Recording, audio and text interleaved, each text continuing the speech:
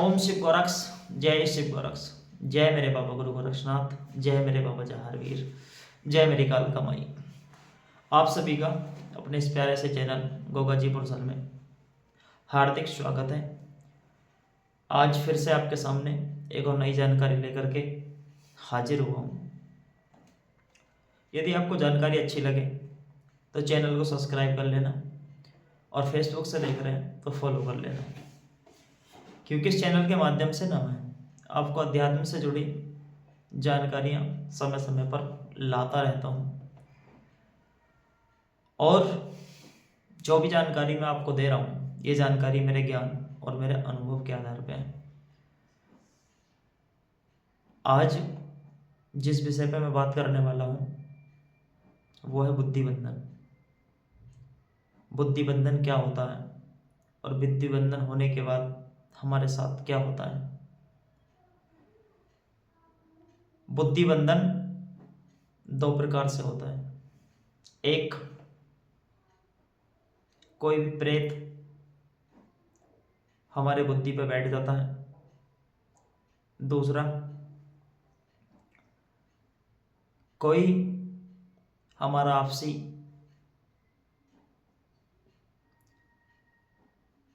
मित्र, पड़ोसी, रिश्तेदार या ऐसा कोई व्यक्ति जिसके साथ में हमारा कोई जातीय दुश्मनी, पैसे का कोई लेन देन या कोई हमारी तरक्की को देख करके किसी ओझा, किसी भगत, किसी तांत्रिक से मिल करके ऐसी प्रक्रिया करा देता है जो हमारी बुद्धि को बंधवा देता है। क्योंकि हम बहुत अच्छे से हमारा काम चल रहा होगा हर तरीके से, तो तरक्की कुछ लोगों को बर्दाश्त नहीं होती। कोई भी व्यक्ति यदि ग्रोथ करता है अपने मेहनत से, अपने माइंड से, और वो ऐसा रास्ता लेके चलता है जो उसको आगे बढ़ाता है, तो कुछ लोगों को ये अच्छा नहीं लगता। वो क्या करते हैं, किसी तांत्रिक से मिलते हैं और उसके ऊपर अलग अलग प्रकार की प्रक्रियाएं होती हैं जो अलग अलग प्रॉब्लम फेस कराती हैं, अलग अलग प्रॉब्लम देती हैं। उसी प्रक्रिया में एक प्रक्रिया होती है बुद्धि का बंधन। यदि हमारे ऊपर बुद्धि बंधन की प्रक्रिया हो जाती है तो उसके कुछ लक्षण होते हैं। उस लक्षण के माध्यम से हम ये पहचान सकते हैं कि बुद्धि बंधन हो चुका है। और बुद्धि बंधन की प्रक्रिया कराने के बाद वो व्यक्ति पूरा बर्बाद हो जाता है। जो उसकी स्थिति थी उससे बहुत नीचे आ जाता है और बहुत परेशानी, बहुत नुकसान उसको उठाने पड़ जाते हैं। तो चलिए बात कर लेते हैं इस विषय में। तो पहला कारण तो मैंने आपको बता ही दिया था कि कोई प्रेत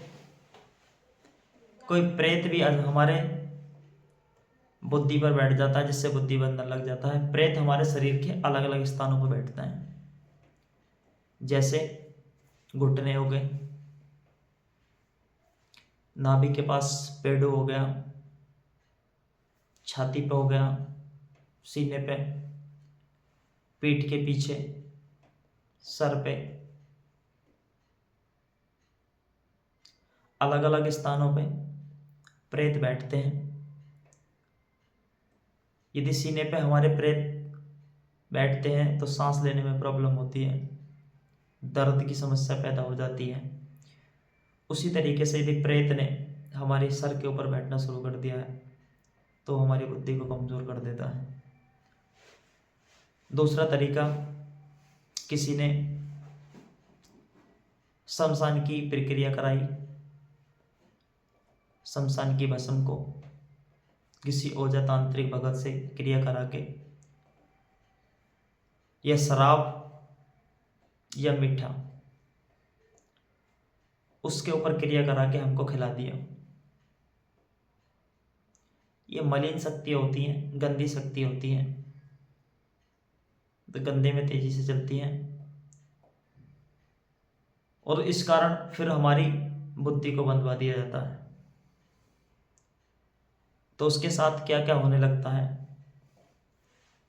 अब उसके लक्षण सुन लीजिए। उसके साथ क्या घटित होना शुरू हो जाएगा, जो घर का मेन मुखिया, मेन सदस्य होता है, जो पूरे घर को चलाता है, जो अपने परिवार के हित में फैसले लेता है,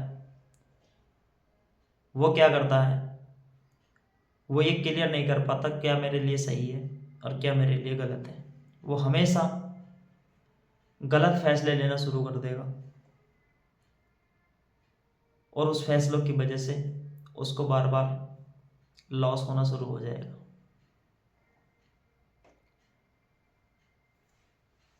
जो पहले वो डिसीजन लेता था, जो उसको आगे की तरफ लेके जाते थे, अब वो डिसीजन ऐसे लेने लगेगा कि जो उसको नीचे की तरफ लाएंगे।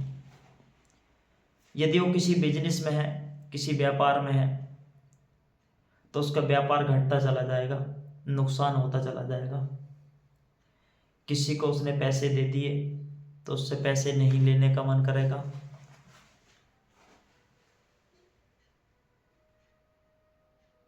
उसके याददाश्त कमजोर हो जाएगी, हिसाब किताब के बारे में भूलने लगेगा, आधे सर में उसके दर्द रहना शुरू हो जाएगा, अपने घर वालों के प्रति चिड़चिड़ापन उसके अंदर हो जाएगा, बात बात पे अपने जितने भी घर में सदस्य हैं उनसे लड़ना झगड़ना शुरू हो जाएगा। और उसके साथ क्या होगा, उसके अंदर यदि वो पहले से पूजा पाठी व्यक्ति है, पूजा पाठ करता था, उस पूजा पाठ से बिल्कुल एक साथ दूर हो जाएगा। घर में जो भी मूर्ति तस्वीर किसी की रखी होती हैं उनको फेंकने की सोचेगा। यदि घर के और सदस्य पूजा पाठ करेंगे उनको भी उससे रोकेगा।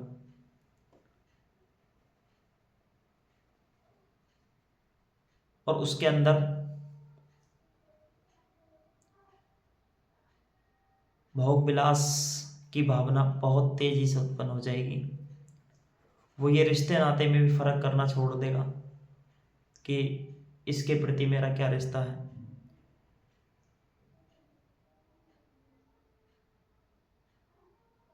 अकेलापन सा महसूस करेगा, सभी से दूर रहना शुरू हो जाएगा, किसी से बातचीत करने का उसका मन नहीं लगेगा।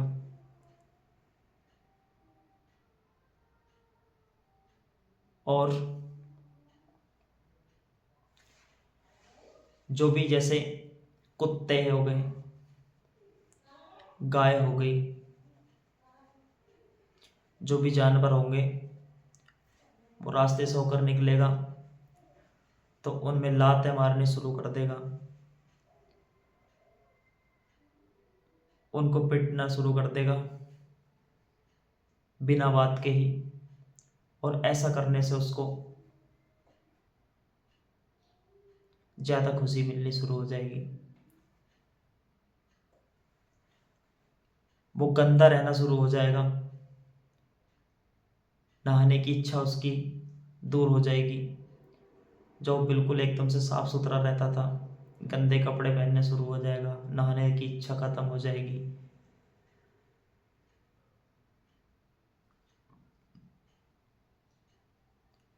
तो कुछ ऐसे लक्षण हैं, इन लक्षणों से लगता है आप ये महसूस कर पाओगे कि हम एक साथ से अच्छे ग्रो कर रहे थे, आगे बढ़ रहे थे, हमारा व्यापार अच्छा चल रहा था, हमारे फैसले जो भी लेते थे, जो घर के मेन सदस्य थे, वो सब कुछ हमारे हित में होते थे, जो हमें आगे बढ़ाते थे। लेकिन अब एकदम से उल्टा हो रहा है। तो इसको आप इग्नोर ना करें, इसके बारे में पहचान करें और पहचान करने के बाद इसका ट्रीटमेंट लें, इस प्रक्रिया का काट कराएं, ताकि आप भारी नुकसान होने से बचें। सभी को जय बाबा गुरु गोरक्षनाथ, जय बाबा जहारवीर, जय माई कालका की। शिव गोरक्ष दरबार प्रत्येक रविवार को ग्राम पुरसल, पोस्ट आदमपुर, तहसील हसनपुर, जिला अमरोहा में सुबह 10 से लेके शाम 5 बजे तक लगता है। यदि इस तरह की कोई भी प्रॉब्लम्स हैं और आपको ये समझ पाते हैं कि हमारे साथ ये प्रक्रिया हो रही है, तो आप दरबार आना चाहते हैं तो दरबार आ सकते हैं। दरबार निःशुल्क है, अन्यथा आप जो आपके पास में कोई भी व्यक्ति ऐसा है जो अच्छी पूछा निकाल देता है, उससे पूछा चेक करवाइए और पूछा चेक कराने के बाद इस प्रक्रिया की काट कराइए। जय बाबा गोरक्षनाथ, जय माई कालका, जय शिव गोरक्ष।